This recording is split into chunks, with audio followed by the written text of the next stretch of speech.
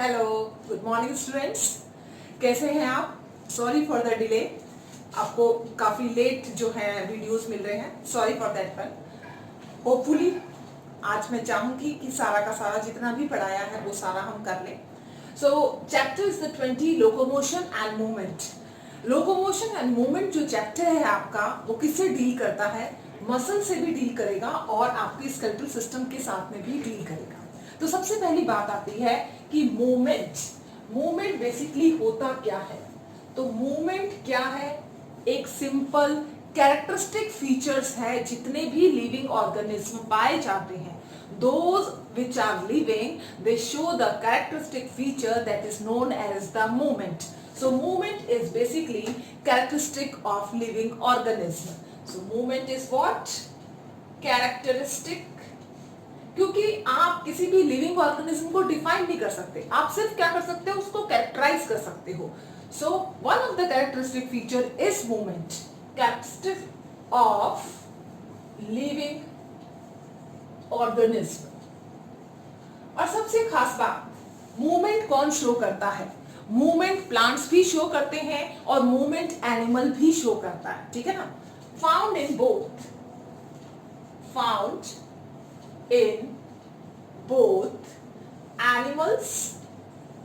Animals में तो होता ही है, एंड प्लांट्स। माइक्रोब्स तो करेंगे ऑब्वियसली मूवमेंट वगैरह सब कुछ, क्योंकि रिप्रोडक्शन कर रहा है, साइटोप्लाज्मिक स्ट्रीमिंग होगी। तो पूरा आपके जितने भी एनिमल किंगडम है जो ये शो करते हैं कि yes they are living, it means they have a characteristic feature of movement.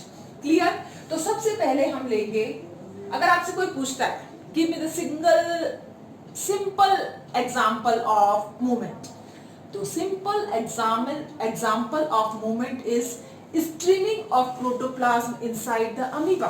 For example ये अमीबा है, ठीक है ना? ये अमीबा का न्यूक्लियस है, ये इसका कॉन्ट्रैक्टाइल वैक्यूल है, ठीक है, ये न्यूक्लियस। अब आप कहोगे कि इसके अंदर मूवमेंट कहाँ है? तो इसके अंदर मूवमेंट जो है वो कहाँ पर प्रेजेंट होगा? इसका जो प्रोटोप्लाज्म है, जो स्ट्रीमिंग मूवमेंट कर रहा है, जो मूवमेंट घूम रहा है, ये क्या है? That is the movement.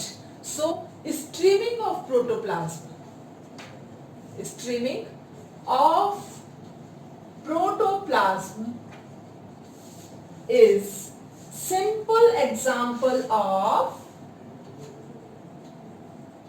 movement। लेकिन यही मूवमेंट जब वॉलेंट्री हो जाता है तब आप उसको क्या कहते हो? लोकोमोशन। वॉलेंट्री मतलब मूवमेंट आप अपनी इच्छा से कर लो, ठीक है, मुझे यहां से मूवमेंट करना है और मैं यहां पर आ गई, that is change in the place. एक जगह से दूसरी जगह जाना via movement is what? Locomotion. So locomotion is voluntary movement. आप क्या कहोगे उसे? Voluntary movement. Okay, so voluntary movement in which there is change of place is called locomotion। तो आप ये देखिए, इसी तरह का वॉलेंट्री मूवमेंट क्या कहलाएगा? लोकोमोशन। स्टार्टिंग कहां से हो रही है?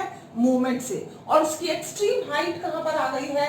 लोकोमोशन के अंदर, ठीक है ना? तो हम ये कह सकते हैं कि जितने भी मूवमेंट होते हैं वो क्या होते हैं? Locomotion? No, all movements are not locomotion, but all locomotions are movement. Okay, तो हम इसको लिख लेते हैं, एनसीईआरटी का ही क्वेश्चन है। All movements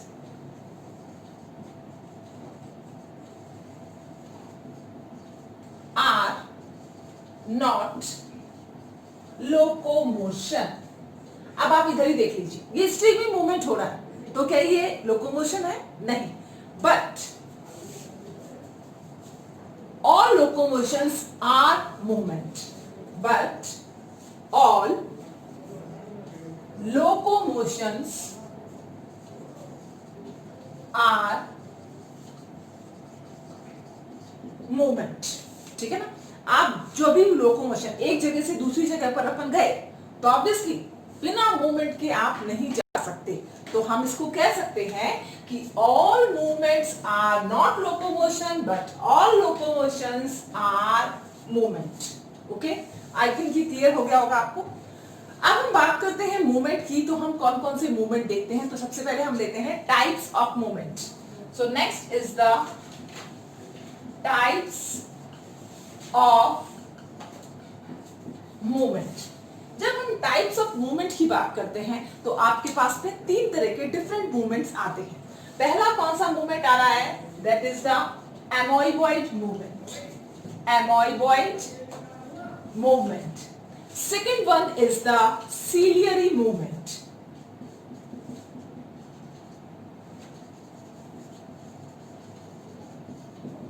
Okay, ciliary movement fourth हम ले लेते हैं, और फ्लैजुलरी, क्योंकि सीलिया और फ्लैजुला से जो मूवमेंट होते हैं वो दोनों एक ही कैटेगरी में आएंगे, तो सीलियरी मूवमेंट एंड फ्लैजुलरी मूवमेंट भी हम साथ में ही ले लेते हैं,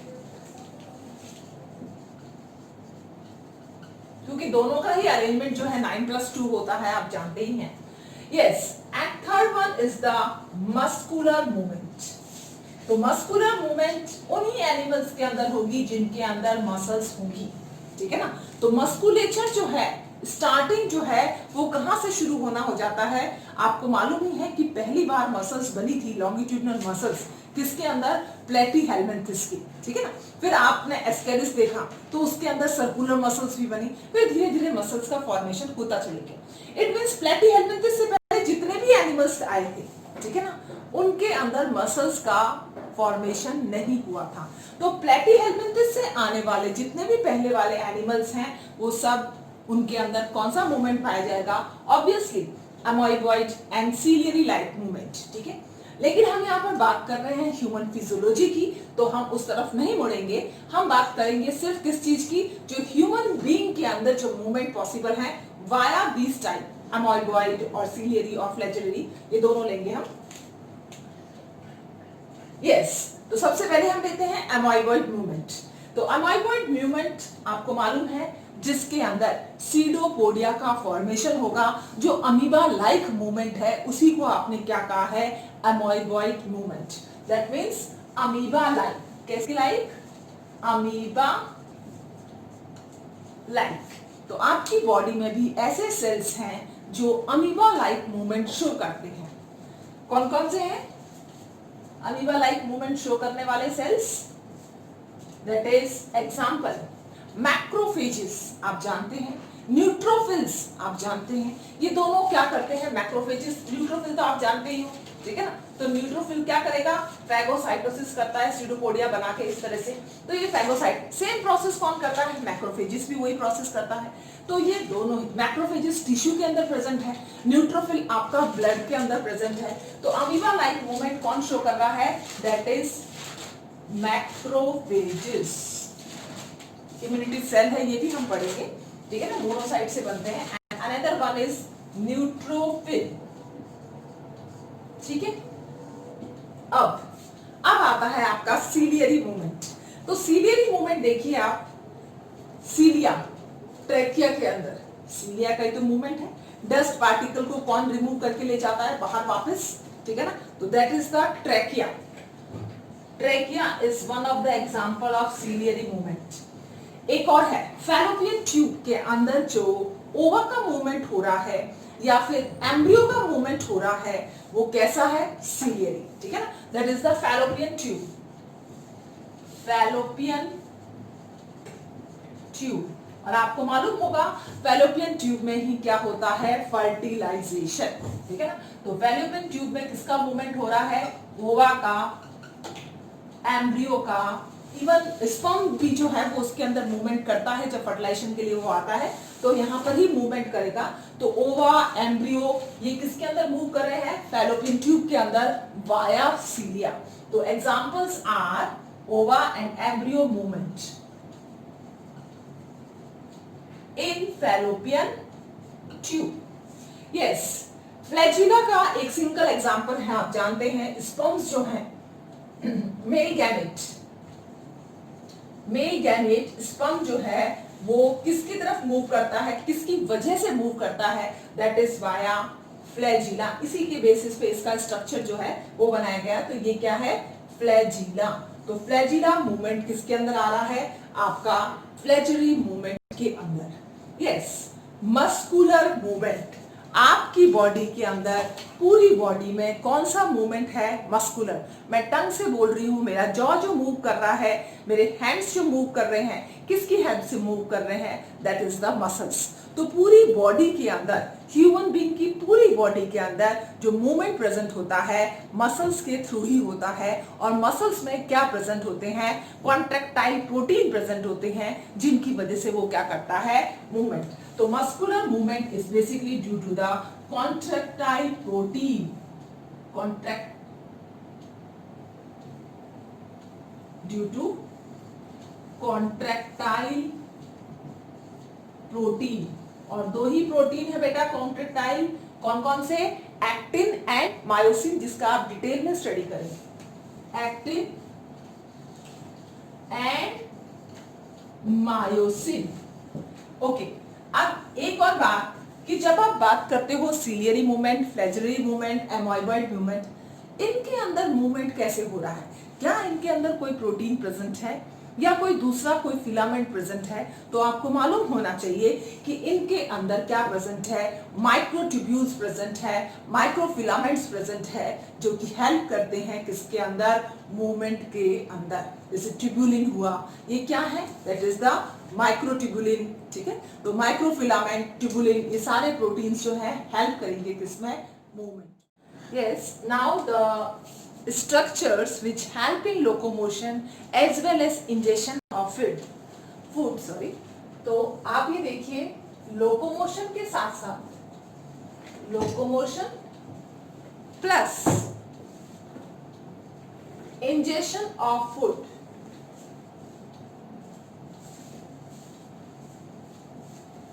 ये दोनों क्राइटेरिया कौन फुलफिल कर पा रहा है, name the particular that type of movement which fulfills locomotion as well as ingestion of food। for example सीलिया, हम एग्जांपल ले लेते हैं सीलिया का। सीलिया जो है वो लोकोमोशन के काम में भी आता है, ठीक है, प्लस सीलिया जो है वो इंजेशन के काम में भी आता है, किसके अंदर, पैरामीशियम में। तो cilia is an example in which locomotion as well as ingestion of food take place. Okay, so cilia have two functions. First is the locomotion and second is the ingestion of food. किसके अंदर होता है ये दोनों ही process, paramecium, that is मीशियम। एक और example लेंगे हम जिनके अंदर दोनों ही प्रॉपर्टी पाई जाती है, ingestion as well as locomotion. And that second example is which one, first तो आपने ले लिया सीलिया, ए वाला, और बी जो है that is the tentacles. Tentacles in hydra help in locomotion as well as ingestion of food।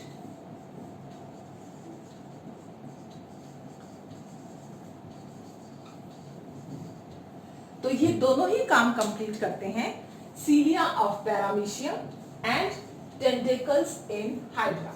ठीक है, दो एक्टिविटीज को कंप्लीट किया जा रहा है, locomotion plus ingestion of food. अब हम आते हैं किसके अंदर, मसल्स के अंदर।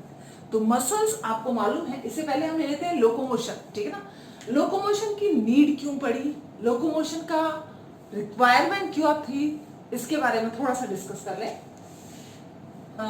रिक्वायरमेंट ऑफ लोकोमोशन,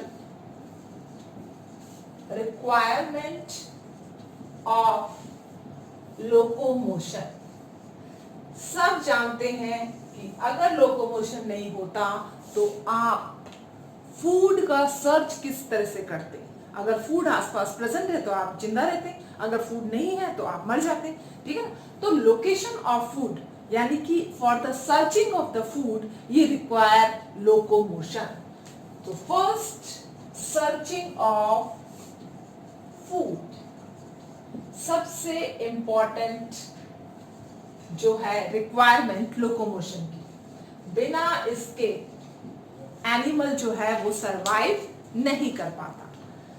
हम सर्चिंग ऑफ द फूड के लिए जाएंगे, हम सर्चिंग ऑफ मेट के लिए भी, ठीक है ना, ब्रीडिंग ग्राउंड भी आपको चाहिए, तो searching of mate, searching of breeding ground, जहां पर आपके आने वाली जनरेशन इजीली क्या कर पाए, सरवाइव कर पाए। अगर आपको ऐसी प्लेस नहीं मिलती है तो हो सकता है कि आगे आने वाली जनरेशन सरवाइव ही ना करे और उसको कोई दूसरा प्रेडेटर आके खा जाए, ठीक है ना। तो एक और रिक्वायरमेंट हुई लोकोमोशन की in as a defensive purpose, ठीक है ना। तो डिफेंसिव पर्पस के लिए भी to hide from the predator, छुपने के लिए भी आपको क्या चाहिए थी, एक अलग जगह की तलाश, ठीक है। तो प्रोटेक्शन फ्रॉम प्रेडेटर।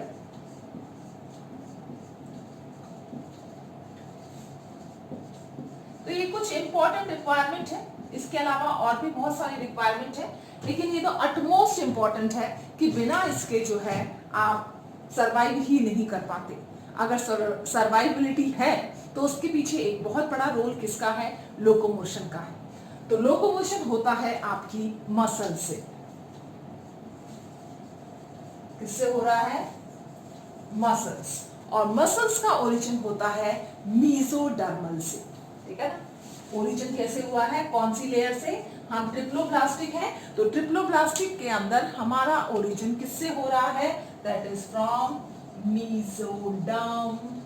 हमारा नहीं, हमारी मसल से ओरिजिन किससे हो रहा है, मीजोडर्म वाली लेयर से। मसल्स जो है वो क्या है, स्पेशलाइज्ड मस्कुलर टिश्यू है, और उन स्पेशलाइज्ड मस्कुलर टिश्यू को हम कहते हैं मायोसाइट।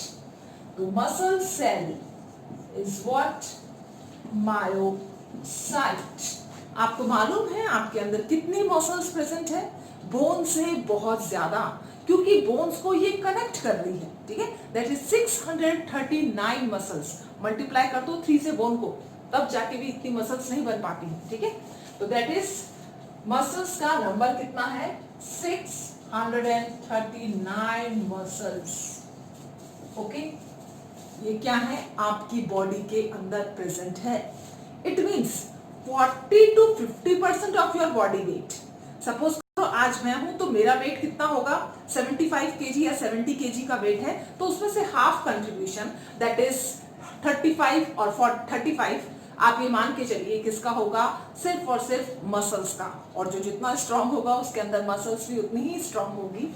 सो मसल्स कंट्रीब्यूट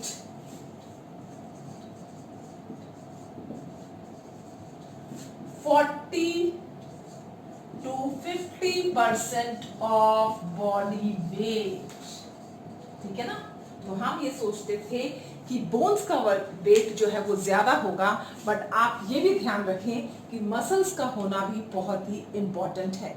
मसल्स के अंदर एक खास तरह से आप देखो, सबसे इंपॉर्टेंट प्रॉपर्टी की अगर बात करते हैं, ठीक है ना, मसल सेल्स की properties of muscle cells, properties of muscle cell.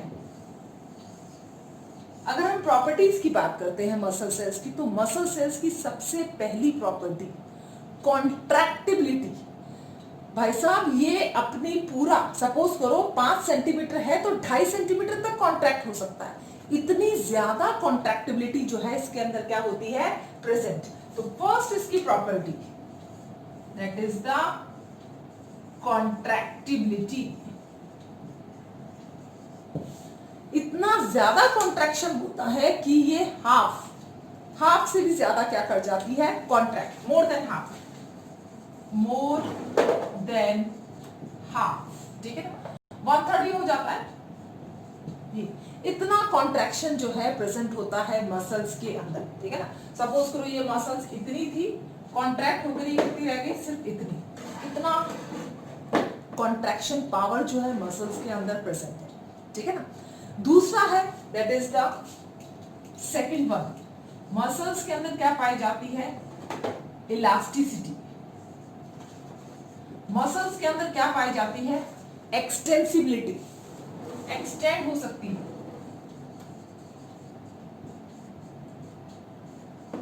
Muscles के अंदर क्या पाई जाती है? स्टिमुलाई को रिसीव कर रही है एक्साइटेबिलिटी, सबसे इंपॉर्टेंट प्रॉपर्टी। अगर एक्साइटेबिलिटी नहीं होती तो कुछ भी नहीं होता, ठीक है। हम एक्साइटेबिलिटी को सबसे इंपॉर्टेंट कहेंगे, इसकी एक्साइटेबिलिटी। तो भाई ये ई क्यूब आपको याद रखना है, इलास्टिसिटी, एक्सटेंसिबिलिटी और एक्साइटेबिलिटी। एक्साइटेबिलिटी के ही कारण नर्व जो जंक्शन है, न्यूरोमस्कुलर जंक्शन, वहां से मैसेज सब जगह पहुंच जाता है, ठीक है ना। तभी मसल्स जो है इजीली क्या हो जाती हैं? कॉन्ट्रैक्ट हो जाती हैं, एक्सटेंड हो जाती हैं, या इलास्टिक नेचर जो है ही, जिसकी वजह से ये प्रॉपर्टी जो है इनके अंदर। तो ये रिसीव करती है किसको? स्टिमुलाई को, ठीक है ना। तो एक्साइटेबिलिटी के अंदर रिसीव स्टिमुलाई, आप इस चीज का ध्यान रखें। ये न्यूरॉन्स की प्रॉपर्टी भी है, लेकिन मसल्स में आप पढ़ रहे हो मस्कुलर सिस्टम, तो आपको मालूम होना चाहिए कि मसल्स के पास में जो पावर है वो शायद न्यूरॉन के पास भी नहीं होगी, कॉन्ट्रैक्शन की पावर, लेकिन मसल्स के पास में न्यूरॉन की पावर भी है, दैट इज द एक्साइटेबिलिटी, ठीक है ना। रिसीव स्टिमुलाई थ्रू न्यूरॉन्स, तो न्यूरॉन्स के थ्रू ये क्या करती है? स्टिमुलेटेड होती है। तो मसल्स बहुत ही इंपॉर्टेंट ऑर्गन है आपकी बॉडी का, ठीक है। वो इंपॉर्टेंट ऑर्गन इसलिए है क्योंकि टोटल कितनी मसल्स हैं? 639 मसल्स। कितना बॉडी का वेट कंप्लीट कर रही हैं? 40 to 50%। किससे ओरिजिन हुआ है इनका? मीजोडर्म से, ठीक है। और मसल्स की सबसे इंपॉर्टेंट प्रॉपर्टी, ये 1/3 और हाफ तक भी क्या हो सकती है? कॉन्ट्रैक्ट हो सकती है। ये इलास्टिक होती है, ठीक है ना। इलास्टिसिटी आप ये ले रहे हो, ये आप ये देखो, ये मसल्स ही तो है, मसल्स कॉन्ट्रैक्ट करी, ये क्या हो रहा है? ये आपस में पास में है, तो कुछ कॉन्ट्रैक्ट हो रही है, कुछ रिलैक्स हो रही है। तो ये कॉन्ट्रैक्शन और रिलैक्सेशन दोनों पावर इसके पास में मौजूद है। It means that they have elasticity, they have extensibility. कितना भी आप एक्सटेंड कर सकते हो, आप खींचते हो, आपने देखा होगा, आप एक्सरसाइज वगैरह करते हो तो रॉड के ऊपर अपने आप को जो है लंबे होने के लिए आप इस तरह से जो है पूरी बॉडी का वेट इन मसल्स के भरोसे जो है आप डाल सकते हो, ठीक है ना। एक्साइटेबिलिटी सारी जगह न्यूरॉन्स के थ्रू ये तुरंत जो है एक्शन में काम करती है। इतना अच्छा नेटवर्क सिस्टम है इसका कि आपके जियो का एयरटेल और जियो एयरटेल सारे नेटवर्क जो है फेल हो जाएंगे in comparison to the myocytes excitability. Okay, so ये कुछ क्या था मसल्स का इंट्रोडक्शन। अब मसल्स का इंट्रोडक्शन होता है finish. Next upon now the biggest muscles of your body. तो सबसे बड़ी मसल कौन सी है आपकी बॉडी की? बिगेस्ट मसल ऑफ बॉडी कौन सी वाली है? That is the gluteus Maximus, जो कहां पाई जाती है? बटक रीजन में पाई जाती है, ग्लूटियस मैक्सिमस, और ये मिलेगी बटक्स वाले रीजन।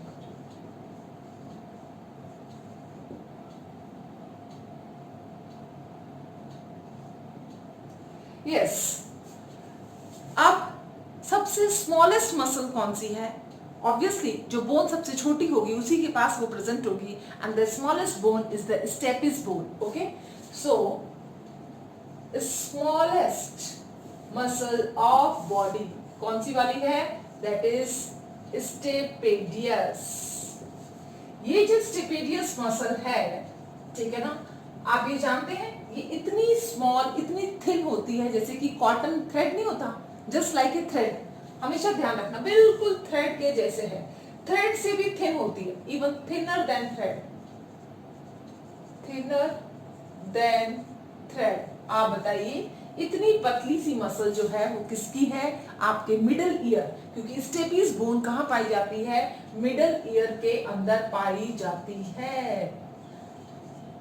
तो अगर बिगेस्ट मसल्स की बात आती है तो that is the gluteus maximus. अगर स्मॉलेस्ट मसल्स की बात आती है तो that is the stapedius. Okay, now come to the portion that is known as the ligament और टेंडन। कि बेसिकली टेंडन क्या होता है और लिगामेंट क्या होता है, ठीक है।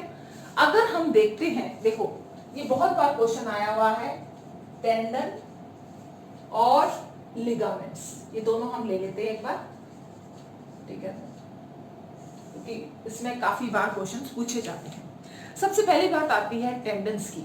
तो टेंडन्स क्या करते हैं, बोन को मसल्स के साथ में अटैच करते हैं। Attached bone to muscle, attach bone to muscle. जबकि लिगामेंट्स बोन टू बोन को अटैच करते हैं, ये जोड़ने का काम करते हैं। Attach bone to bone. Okay, tendons हमेशा कहां प्रेजेंट होंगी, जो आपकी क्या कहते हैं बोन्स जो होंगी उसके सबसे स्केलेटल जो है उस स्केलेटन के एंड पर, ठीक है ना, टर्मिनल पॉइंट्स पर आपको क्या मिलेंगे, tendons. So they are located at the end of skeletal muscle। Obviously muscle ही जोड़ रही है उसको, बोन को मसल के साथ में अटैचमेंट हो रहा है। तो सपोज करो ये एक बोन है, तो यहां से यहां पर, तो दोनों के जो एंड्स हैं उस एंड पर ही आपको क्या मिल रहे हैं, दैट इज द टेंडन्स। लेकिन आपको लिगामेंट्स कहां मिलेंगे, जॉइंट्स पर, क्योंकि ये बोन को बोन से जोड़ रहे हैं। सपोज करो ये आपका ये वाली फीमर बोन है और ये वाली आपकी टिबिया फिबुला है, दोनों के बीच में क्या आ रहा है, जॉइंट आ रहा है। तो इनको जोड़ने का काम कौन करेगा, लिगामेंट करेगा, ठीक है ना। सो फाउंड या लोकेटेड एट जॉइंट्स। तो जॉइंट्स के पास में ही इनका क्या मिलेगा, आपको लोकेशन मिलेगा। टेंडन्स हमेशा किससे बने हुए होते हैं, white fibrous connective tissue. Very very important, they are made up of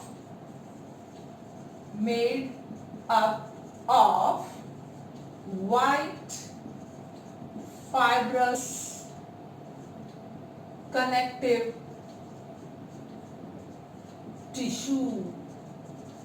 तो लिगामेंट्स किससे बने हुए होते हैं, ligaments are made up of yellow elastin fiber, okay, they are made up of yellow elastin fiber, ठीक है। क्योंकि व्हाइट है तो ऑब्वियसली ये बहुत ही क्या होते हैं, आप कह सकते हो टफ होते हैं, ठीक है ना, हार्ड होते हैं, इलास्टिसिटी नहीं होती इसके अंदर, फ्लेक्सिबल भी नहीं होते, they are not flexible obviously because they are made up of white fibrous connective tissue, okay, they are not flexible, ठीक है ना। ये सबसे इंपॉर्टेंट है कि टेंडन्स में आपको फ्लेक्सिबिलिटी नहीं मिलेगी, लेकिन ligaments are flexible, they are flexible। क्यों है फ्लेक्सिबल, ऑब्वियसली किससे बने हुए हैं ये, येलो इलास्टिन फाइबर से बने हुए हैं। तो येलो इलास्टिन फाइबर से बने होने के कारण ये कैसे हो गए, दैट इज द फ्लेक्सिबल। जबकि ये फ्लेक्सिबल नहीं है, हार्ड है, बिकॉज ये किससे बने हुए हैं, व्हाइट फाइब्रस कनेक्टिव टिश्यू। तो हमेशा याद रखें, बोन को मसल से कौन जोड़ता है, टेंडन्स जोड़ते हैं। लिगामेंट्स क्या करते हैं, बोन को बोन के साथ में जोड़ने का काम करते हैं। Tendons they are located at the end of the skeletal muscles. तो स्केलेटल मसल्स की एंड पर ही आपको टेंडन्स का लोकेशन मिलेगा, लेकिन लिगामेंट्स आपको किसी भी जॉइंट के पास में या जॉइंट को जोड़ते हुए मिलेंगे, ठीक है। तो ये कुछ डिफरेंसेस हैं टेंडन्स और लिगामेंट्स में, ठीक है ना, they are very very important और इनके ऊपर क्वेश्चंस आपको अक्सर देखने को मिल जाता है नीट। तो अगर हम बात करते हैं मसल्स की, तो मसल्स आपको मालूम है, जैसे फॉर एग्जांपल एनसीईआरटी के अंदर एक डायग्राम दे रखा है इस तरह से, ठीक है ना, स्केलेटल मसल का डायग्राम है वो, उसके अंदर आप इस तरह से छोटे छोटे मसल फाइबर्स देखोगे, ये बंडल्स आपको नजर आ रहे हैं, ठीक है ना, मसल फाइबर्स के बंडल आपको नजर आ रहे हैं।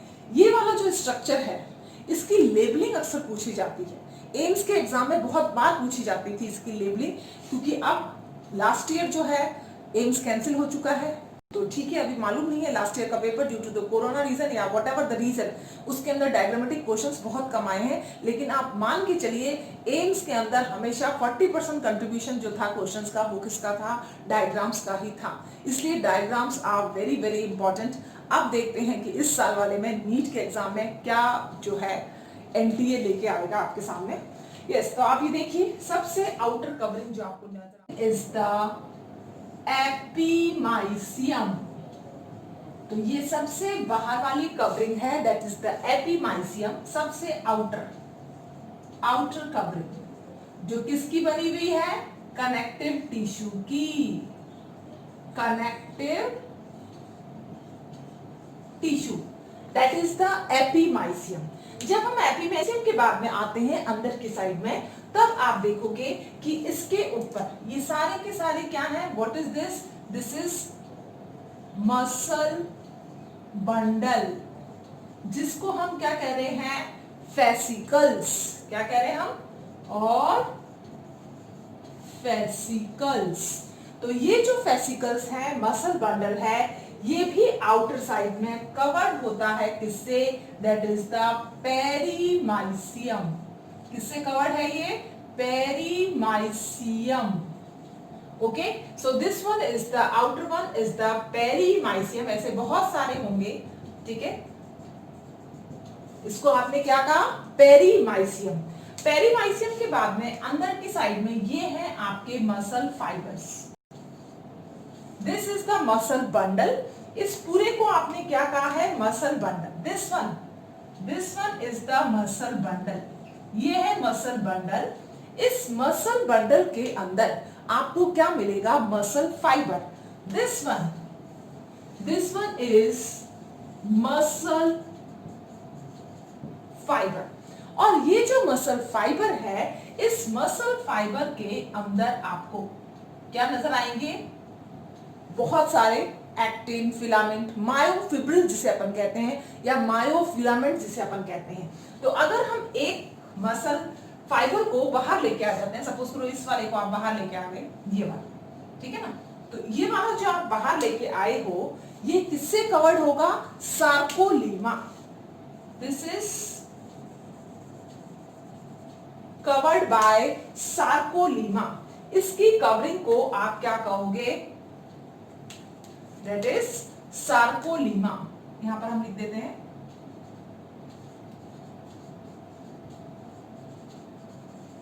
ये क्या है, सार्कोलीमा। इस सार्कोलीमा के अंदर बहुत सारे छोटे छोटे छोटे छोटे क्या प्रेजेंट है, myofibrils, that is the myofilament, that is the actin और मायोसिन। बेसिकली एक्टिन और मायोसिन क्या है, मायोफिलामेंट्स। इसके अंदर क्या प्रेजेंट होता है, दैट इज मायोफिब्रिल्स,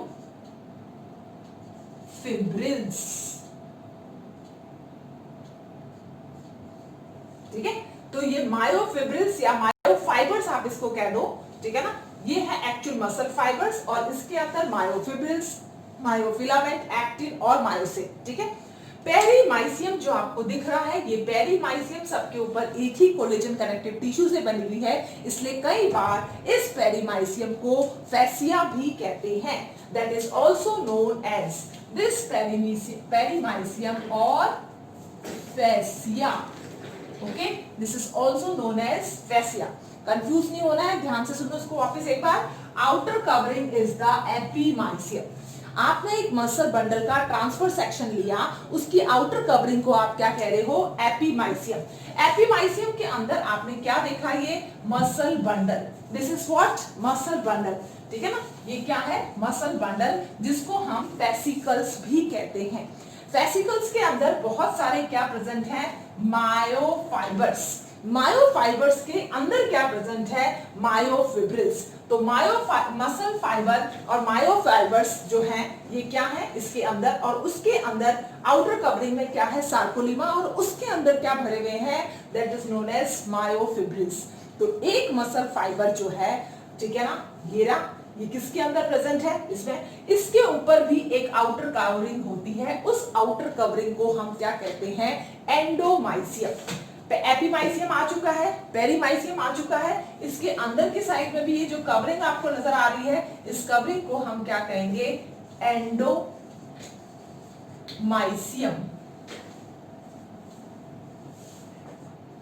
ठीक है, दिस इज एंडोमाइसियम। तो 3 तरह की कवरिंग हुई, epi, peri and this one is the endomysium. Clear? Endomysium actual में किसकी कवरिंग है? ये मसल फाइबर की ही कवरिंग है। मसल फाइबर की कवरिंग को ही आप क्या कह रहे हो, एंडोमाइसियम कह रहे हो। क्लियर? एंडोमाइसियम के अंदर क्या भरा हुआ है, मायोफिलामेंट्स, मायोफिब्रिल्स, जो कौन है, एक्टिन और मायोसिन। ओके बेटा, तो जनरल स्ट्रक्चर होता है खत्म। अब हम लेंगे 3 टाइप्स ऑफ मसल्स, उनको करेंगे। ओके